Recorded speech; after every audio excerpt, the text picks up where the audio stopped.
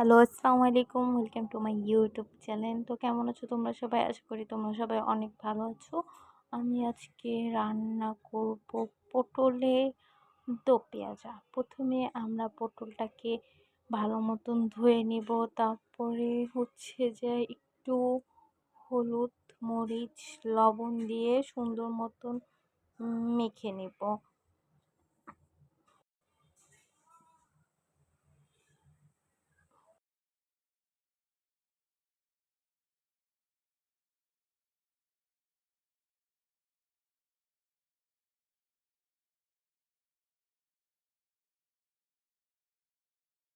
এই তো আমাদের মাখা হয়ে গিয়েছে। এখন আমরা একটা কড়াই নিব।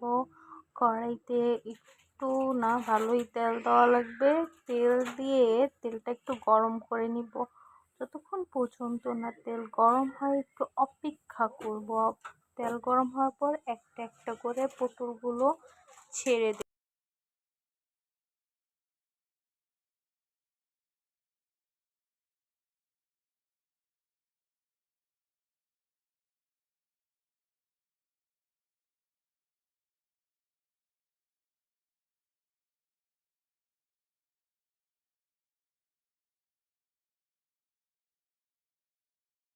তো এখন আমাদের পটলটা এক সাইড সিদ্ধ হয়ে গিয়েছে, তাই আমরা এখন এই পটলটাকে একটা একটা করে উল্টিয়ে দিব।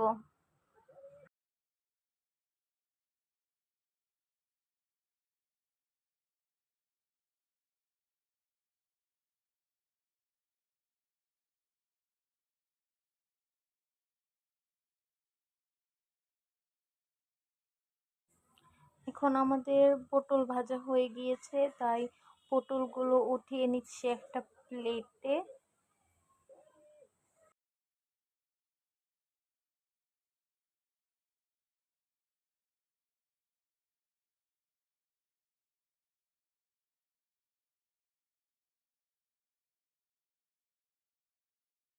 এখন আমরা আরেকটা কড়াই নিয়েছি এবং আগে যে পটল ভাজার তেল ছিল ওগুলি ব্যবহার করছি, নতুন করে আর তেল নিচ্ছি না।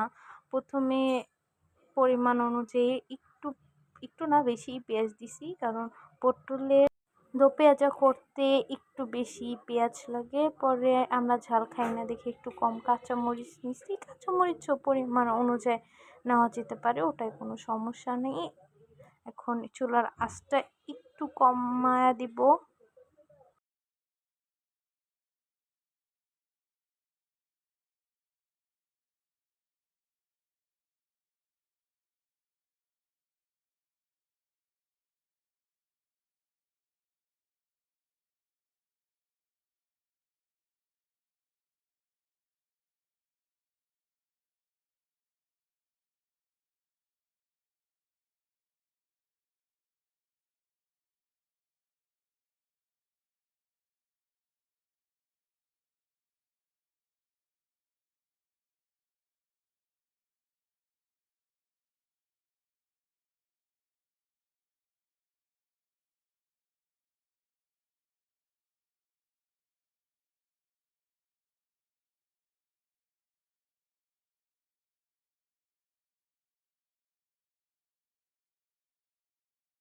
পেঁয়াজগুলো একটু বাদামি বাদামি মানে একটু লালচে কালার চলে এসেছে। এখন এগুলির ভিতরে আমরা আমাদের ভাজা পটলগুলো ছেড়ে দিব। এখন পটলটা একটু নেড়ে নেব। নাড়ার পরে ঢাকনা দিয়ে ঢেকে দিব।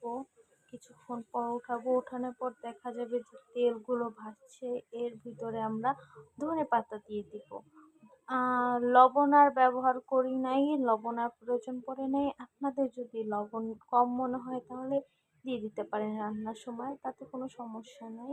এখন আমরা কিছুক্ষণ রেখে এটাকে আবার বাটিতে ঢালবো।